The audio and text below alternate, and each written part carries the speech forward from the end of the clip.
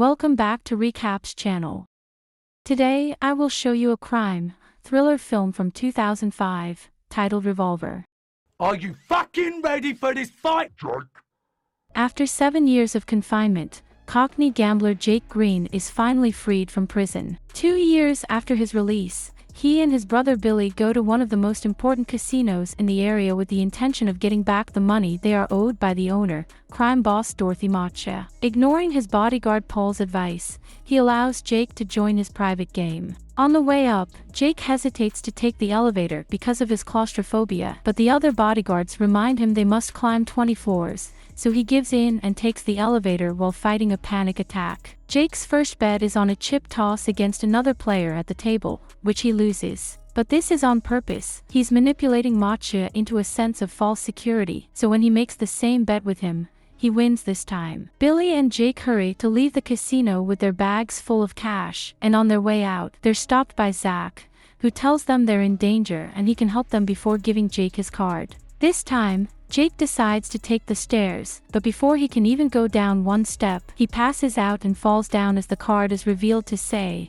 "Take the elevator." While Jake is rushed to the hospital, Macha expresses his worries to Paul. Jake must want bigger revenge after 7 years in jail, especially after the incident with his sister-in-law, so Macha orders Paul to hire the best hitman in the business to get rid of him. At the hospital, Jake is told no cause for the blackout could be found at a first glance, so he should go home and rest while waiting for the blood test results. Billy goes to his own house while Jake takes the bodyguards for protection, but all of them are shot as soon as they arrive. The only reason why he manages to dodge is that he finds a card on the floor that says, "Pick this up," so he bends over to do exactly so. He tries to escape in his car, but the driver is shot too. Luckily for him, Zach arrives just in time to save him and take him away. The hitman, Sorter, can't understand how he missed, since he never misses, and theorizes someone must have tipped Jake off. What he tells Macha when he scolds him, however, is that he missed because he had a bad feeling. Meanwhile, Zach takes Jake to meet his partner, Avi, who has somehow put his hands on Jake's medical file. The test results are in,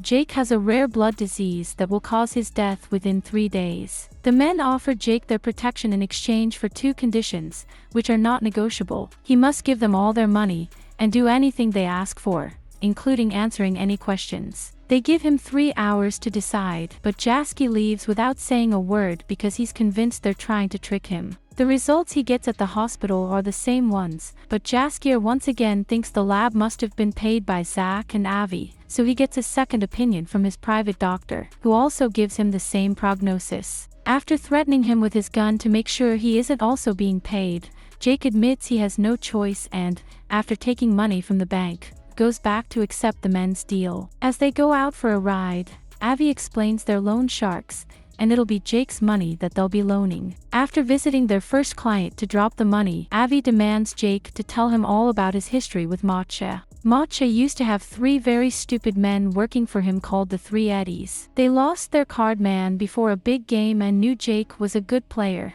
so they called him to replace him. Jake wanted to refuse, but they threatened Billy's family, so he had to accept to protect them. During the game, however, the other men on the table began insulting Jake and his mother. Jake wouldn't accept that, so he started a gunfight. The power went off, the money disappeared, and the next thing he knew, someone dropped his name and Jake was being questioned by the police. To keep him from talking, they threatened his niece and accidentally killed his sister-in-law when she tried to protect her daughter. Jake didn't tell the cops that Macha organized the games and was sent to jail for 7 years. During that time, the Eddies upset Macha in some way, which resulted in him using them as concrete. After visiting a bunch of clients, Zach sends Jake to stay at a motel. Meanwhile, Macha and Paul visit crime kingpin Sam Gold, considered the ultimate figure all other crime bosses want to be like. However, Gold never receives visitors, so instead they meet with his advisor, Lily Walker, who accepts to broker a powder deal with Macha. She also reminds him that Gold doesn't like publicity or give second chances. Sometime later, Jake gives Zach and Avi more money before he's asked about his time in jail while playing chess with Avi. Jake had been given 2 options, 14 years of normal time or 7 years of solitary,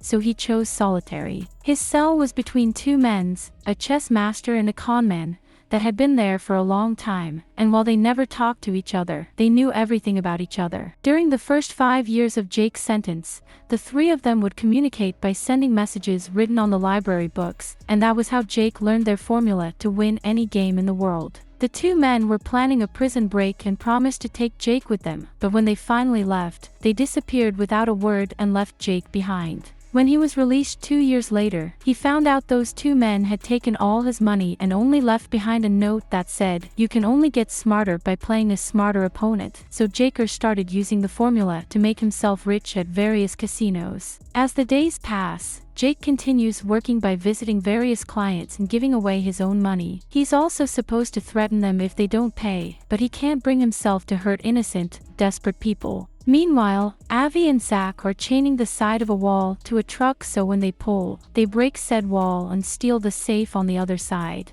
This safe has the powder Matcha had promised Lily, so when he finds out he's been robbed, he sends Paul to solve this no matter what it takes. Paul goes to see their rival, Triad Kingpin Lord John, who accepts to provide them with the powder on such short notice but only for an overinflated price. Jake, Zach, Avi, and their team go to the hotel where the exchange will happen. They sneak into a room next to the thugs to make a hole in the wall and inject sleeping gas, putting both Matcha's and John's men to sleep. Then they steal the money and the powder, framing it to make it look it was Matcha that robbed John and vice versa. Sometime later, Jake gets a call from Billy, who tells him he's been asking around and has found out that Zach and Avi are so dangerous that not even gold would touch them, so Jake should get out of there. Jake doesn't listen and goes back to work, where he's being expected to shoot a scared client. He refuses and tries to shoot Avi instead, but he realizes the gun is empty right before Avi knocks him out. Jake wakes up hours later in the motel and gets a call from Avi saying he's survived his 3rd day, so he should get a checkup.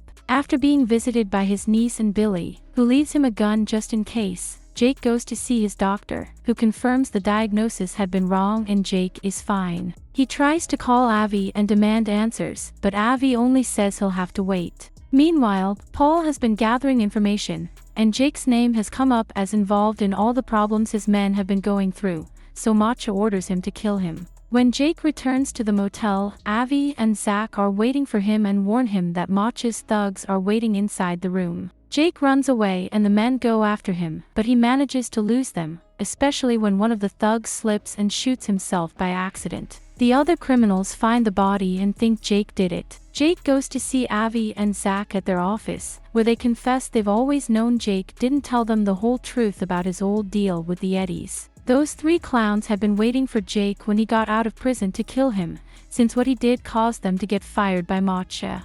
To save his life, he offered the Eddies a deal. Every month, he would give them 3% of any money they would lend them. The first time, only one Eddie agreed to it, but when they saw he kept his deal, they all wanted to be in, this time for a 4%. In truth, Jake was paying each Eddie with another Eddie's money, so he wasn't losing anything. It came to a point where they didn't have any more money to lend, so they borrowed from Matcha, who quickly became interested in the Eddie's mysterious moneymaker man. After gambling with the formula and making himself rich, Jake chose that moment to take a vacation with his brother and niece, and that was when Matcha killed the Eddies for not paying him back. Speaking of Matcha, he's having dinner at a fancy restaurant when he's visited by his henchmen that tell him Jake escaped. Sorta recognizes John's lover pretending to be a waitress, so he shoots her before leaving the restaurant to go after her driver. However, his shooting is still off and he only got to hurt her, not kill her, so before dying, the woman manages to shoot Matcha's finger off in the middle of the commotion. Then, Sorter is sent to Lord John's hideout to kill him and his men. Back to Jake, he's still chatting to Zach and Avi while they play golf on a roof. They explain to him that nobody ever gets to see gold because he doesn't actually exist. He's just a representation of ego and the personification of greed. He only has power over those who invest in him. So what Jake needs to do is change the rules of what he allows to control him. Afterward, Jake takes the rest of his money from the bank and donates it all before sneaking into Matcha's bedroom.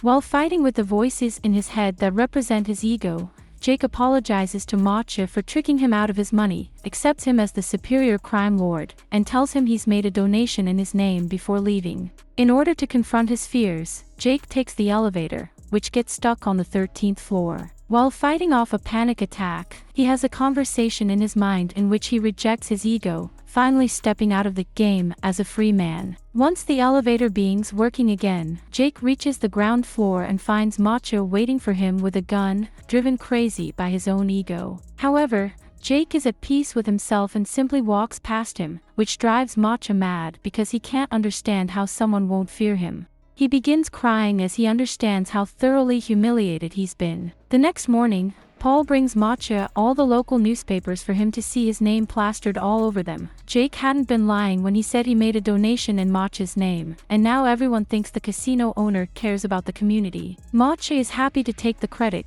but his happiness is short-lived. Paul also informs him that Jake has the powder and he's been playing them all along.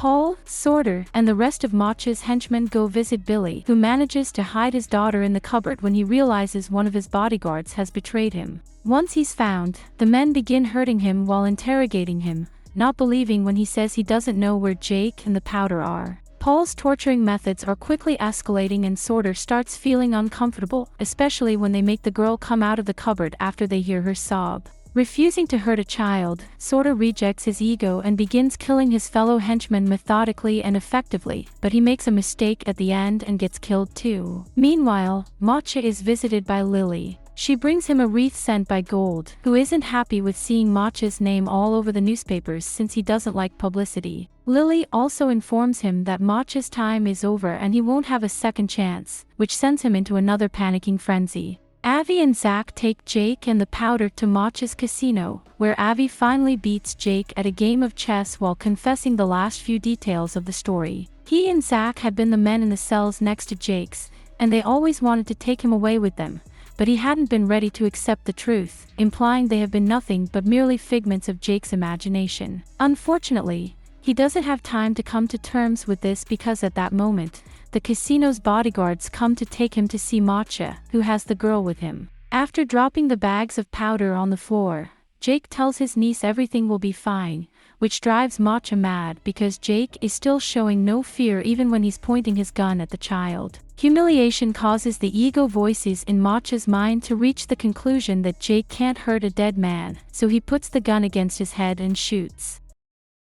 This is the end of our story. See you in the next video.